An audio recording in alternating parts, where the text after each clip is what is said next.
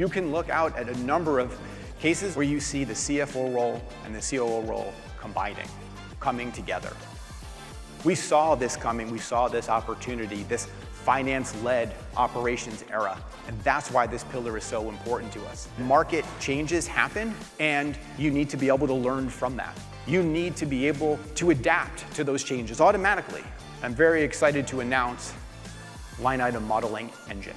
It's one engine that solves a whole host of operational needs. As we continue to look at the things that move your business the most, well, it's people.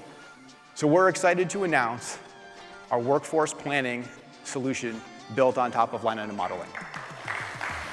Workforce unifies finance, HR, and operations. You can model headcount, compensation, labor, and you can see that impact, as we talked about with the dynamic capabilities, you can see it across your business. This is about how we can deliver value faster and faster, and we're doing that with Workforce Planning Express. 1 day to implement Workforce Planning Express.